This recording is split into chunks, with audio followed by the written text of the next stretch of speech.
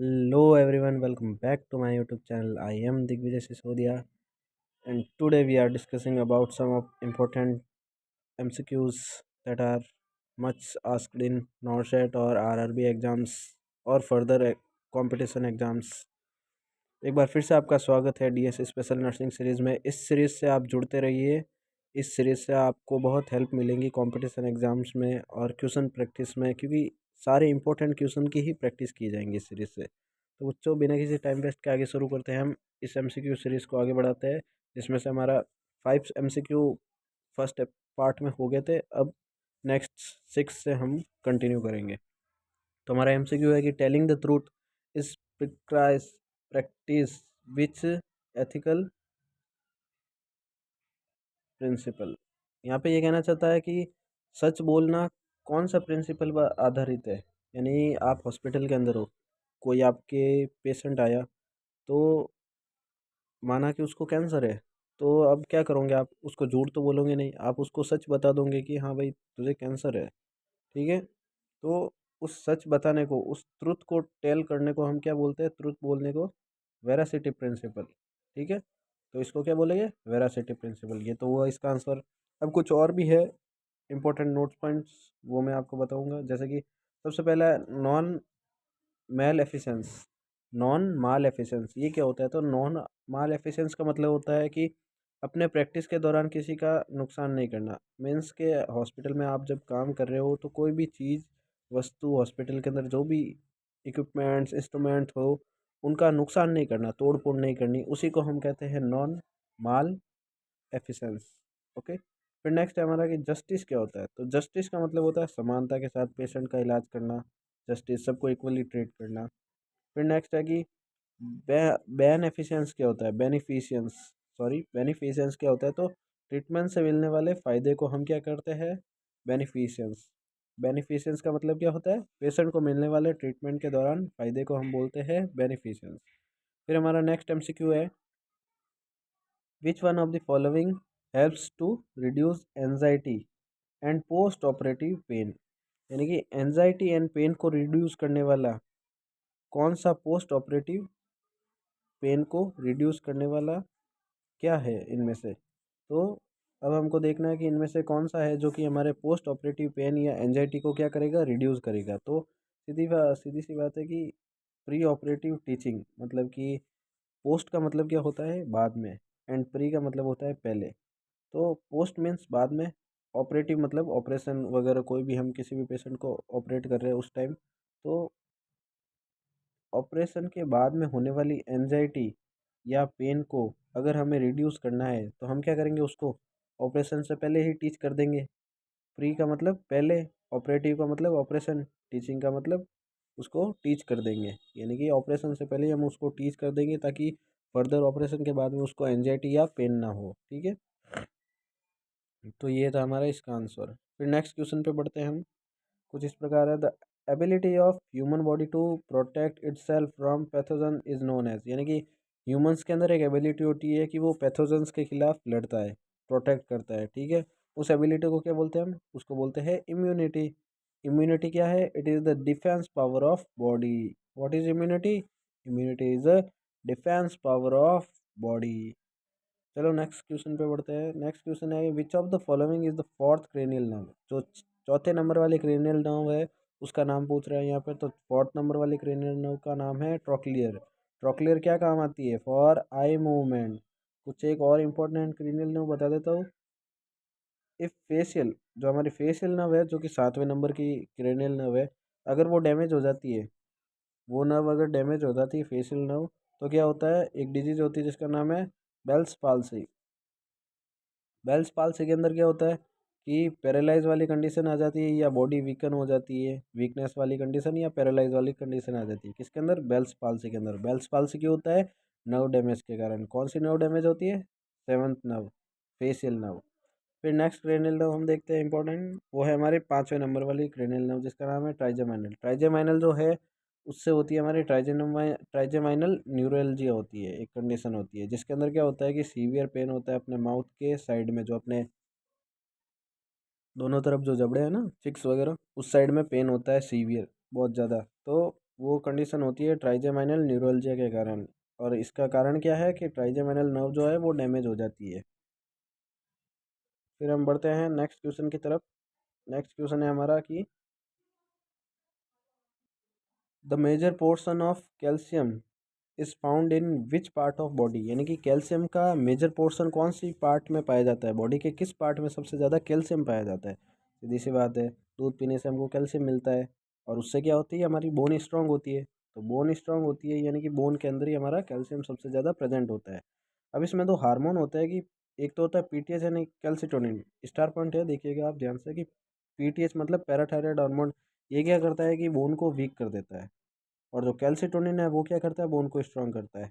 अब ये कैसे करते हैं उसकी मैं प्रक्रिया समझाता हूँ।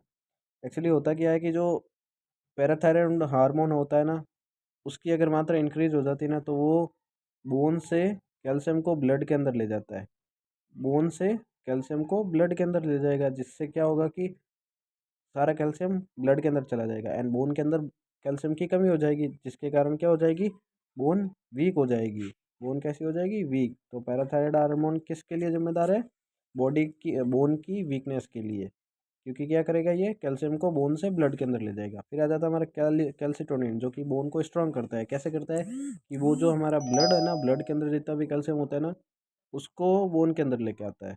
ब्लड से कैल्शियम को बोन के अंदर कौन लाता है, कैल्सिटोनिन, जिससे क्या होता है, हमारी बोन स्ट्रांग होती है। फिर हम बढ़ते हैं नेक्स्ट क्वेश्चन की तरफ। What is the hyperemesis ग्रेविड्रोलम।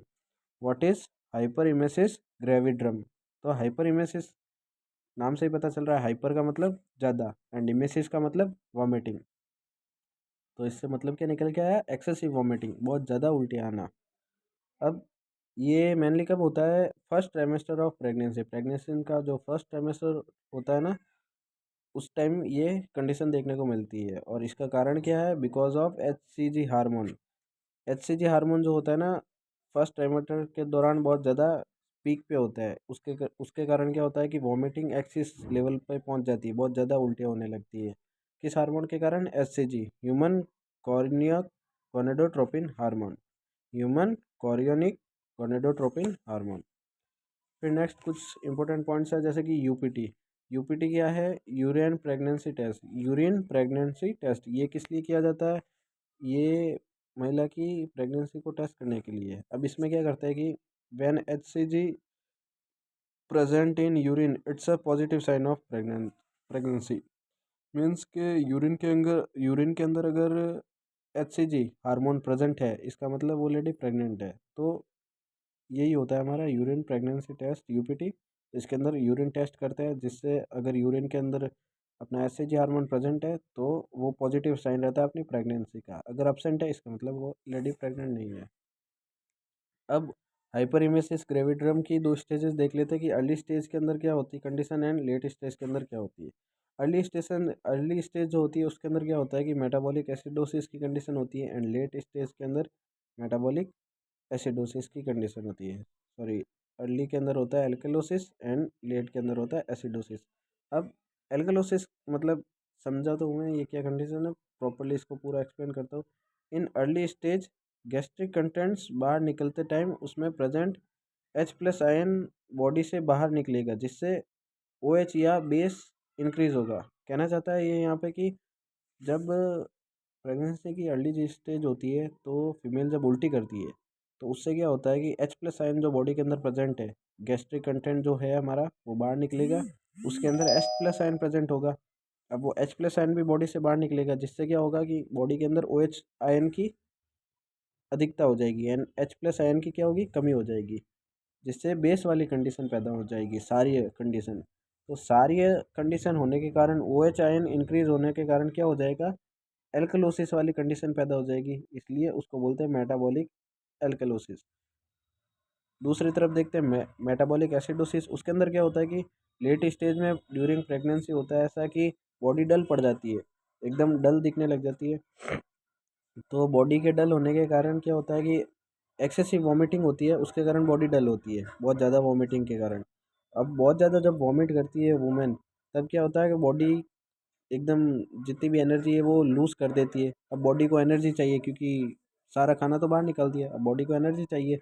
तो उस टाइम लेडी क्या करती है, बॉडी हमारी क्या करती है, फैट का ब्रेकडाउन करती है, क्योंकि फैट के ब्रेकडाउन से ही हमारी एनर्जी बनेगी, इसलिए बॉडी फैट का ब्रेकडाउन करेगी। तो बॉडी फैट के ब्रेकडाउन करने को ही हम क्या बोलते हैं, कीटो एसिडोसिस।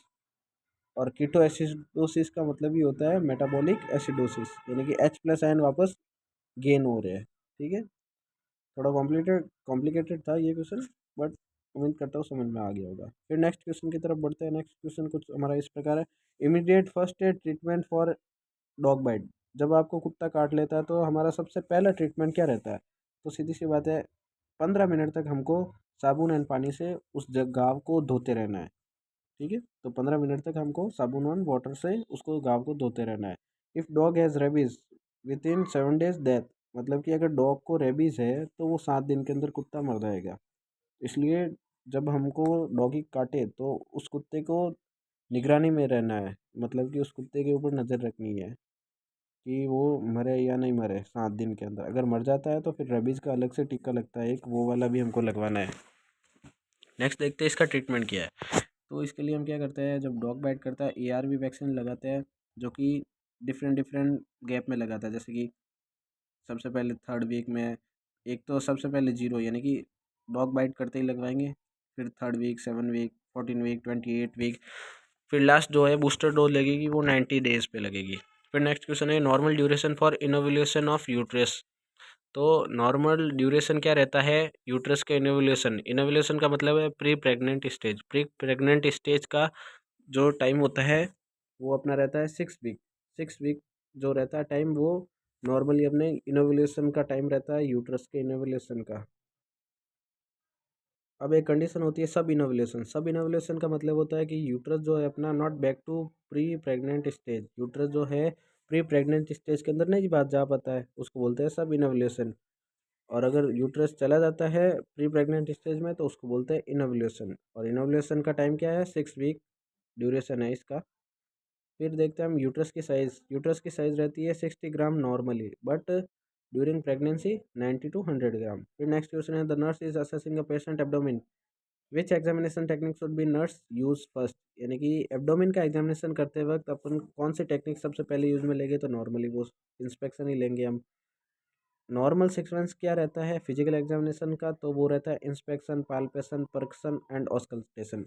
बट अगर हम एब्डोमिन यानी कि अपने जो एब्डोमेन वाला है, पेट वाला एरिया है, उसका एग्जामिनेशन करते हैं तो इसका सीक्वेंस चेंज रह जाता है। यानी कि उसके अंदर क्या करता है, सबसे पहले इंस्पेक्शन करेंगे, फिर होगा ऑस्कल्टेशन, फिर परकसन एंड देन लास्ट में पाल्पेशन। नेक्स्ट क्वेश्चन है हमारा, हाउ मैनी ENC। ENC का मतलब होता है एंटीनेटल केयर, एंटीनेटल केयर। तो how many ENC visit on a minimum should be recommended for ANC mother. ठीक है, यानी कि एंटीनेटल मदर के लिए ANC यानी कि एंटी नेटल केयर कितनी विजिट करनी है हमको। ठीक है, तो उसका टाइम रहता है अलग अलग संस्था के अनुसार अलग अलग है। जैसे कि WHO कहती है कि आपको 4 मेनली आपको विजिट करनी ही है, एंड इंडिया के अकॉर्डिंग भी 4 ही है, बट आइडली जो है वो हमारी 13 to 14 है। क्वेश्चन के अंदर ऐसा पूछा जाएगा कि according to WHO, according to India, according to ideally, तो उसके अकॉर्डिंग आपको लिख देनी है। WHO के अकॉर्डिंग 4 ANC, इंडिया के अकॉर्डिंग 4 ANC, एंड आइडली हमको टोटल 13 से 14 एंटीनेटल केयर विजिट करनी है हमको। ठीक है, अब आइडली 13 से 14 कैसे हुई? तो उसके अंदर क्या है कि सबसे पहले हम क्या करेंगे, जो फर्स्ट 7 मंथ है उसके अंदर हम एवरी मंथ एक एक विजिट करेंगे। जो जब 8 मंथ लग जाएगा तब हम क्या करेंगे, 2 बार विजिट करेंगे। जब 9th मंथ लगेगा तब हम 4 बार विजिट करेंगे। तो ऐसे करके टोटल हो जाएगा 13। फिर हम चलते हैं अपने 16 क्वेश्चन में, तो वो है कि the significant sign of pyloric stenosis. तो सिग्निफिकेंट साइन क्या है पाइलोरिक स्टेनोसिस का? तो वो है हमारा प्रोजेक्टाइल वॉमिटिंग। प्रोजेक्टाइल वॉमिटिंग का मतलब होता है कि ये बहुत ही ज़्यादा वॉमिटिंग होने को ही हम प्रोजेक्टाइल वॉमिटिंग बोलते हैं। ये होती है हमारे कब, जब पाइलोरिक स्पिंक्चर जो है उसके अंदर क्या हो जाती है, उसकी जो कैविटी है ना, यहाँ से, ये देखिए स्टोमक है, ये स्टोमक के ऊपर कार्डियक स्पिंक्चर यहाँ पे है, और ये जो नीचे वाला स्पिंक्चर इसको बोलते हैं पाइलोरिक स्पिंक्चर। पाइलोरिक स्पिंक्टर अगर नैरो हो जाता है, यानी कि उसकी जो कैविटी है, भित्ति है, वो नैरो हो जाती है, जिससे कि वो संकीर्ण हो जाता है एकदम, जिससे क्या होता है खाना पास नहीं हो पाता है। जब खाना नीचे नहीं जाएगा तो वो खाना क्या यहाँ पे इकट्ठा होकर वापस बाहर आने लगेगा। उसी कंडीशन में वॉमिटिंग होगी, तो उस वॉमिटिंग को हम बोलते हैं प्रोजेक्टाइल वॉमिटिंग। ठीक है, ये किसके कारण होती है? Pyloric stenosis. पाइलोरिक स्टेनोसिस क्या है कि जो अपनी पाइलोरिक स्पिंक्चर है उसकी कैविटी का नैरो हो जाना, वो उसको ही हम बोलते हैं पाइलोरिक स्टेनोसिस। ठीक है, और प्रोजेक्टाइल वॉमिटिंग का मतलब क्या होता है? तो उसका मतलब होता है फोर्सफुल वॉमिटिंग। अब एक क्वेश्चन है कि हिमेटोसिस क्या है। एक नोट पॉइंट है कि हिमेटोसिस क्या होता है। हिम का मतलब होता है ब्लड, एंड इमेसिस का मतलब वॉमिटिंग, यानी कि वॉमिट के अंदर ब्लड आना, उसको बोलते हैं हिमेटोसिस। फिर नेक्स्ट क्वेश्चन है, which statutory body is responsible ensuring the standard of nursing education in India. मतलब कि इंडिया के अंदर कौन रेस्पॉन्सिबल रहता है कोई भी फैसले लेने के लिए रिलेटेड टू नर्सिंग, तो वो है हमारी आईएनसी, जो कि 1947 में बनी थी। एंड इंटरनेशनली जो है वो है हमारी ICN, international counselling of nursing, जो कि 1899 में बनी थी। फिर लास्ट क्वेश्चन है, which is served as the founder of nursing, modern nursing. तो मॉडर्न पूछ ले या ओल्डर कोई भी नर्सिंग पूछ ले, उसका फाउंडर एक ही है, फ्लोरेंस नाइटिंगेल, जिन्होंने एनवायरमेंटल थ्योरी भी दी थी, जिनका बर्थ डेट है 12 मई 1820, यानी 12 मई 1820 को ये पैदा हुई थी फ्लोरेंस इटली शहर में। एंड 13 अगस्त 1910 में इनकी डेथ हुई थी अपने लंदन के अंदर या इंग्लैंड के अंदर। अब कुछ एक और वैज्ञानिक है, जैसे कि बैट न्यूमैन, जिन्होंने किया आईपीआर थ्योरी दी थी, इंटरपर्सनल रिलेशनशिप वाली। फिर हमारे आते आ जाते हैं कि जैन वैटसन, जिन्होंने जीन्स वाली, जो जीन्स है उनके बारे में बताया था जीन वैटसन ने। फिर आ जाते हैं वर्जीनिया हेंडरसन, इन्होंने क्या किया था, 14 नीड थ्योरी दी थी। तो कुछ इस प्रकार हमारा सारे क्वेश्चंस हुए एकदम कंसेप्ट क्लियर। फिर नेक्स्ट मिलते हैं हम nursing DS with nursing special series में अगले क्वेश्चंस के साथ में, न्यू क्वेश्चंस के साथ में। वीडियो कैसा लगा कमेंट करके ज़रूर बताना। थैंक यू दोस्तों।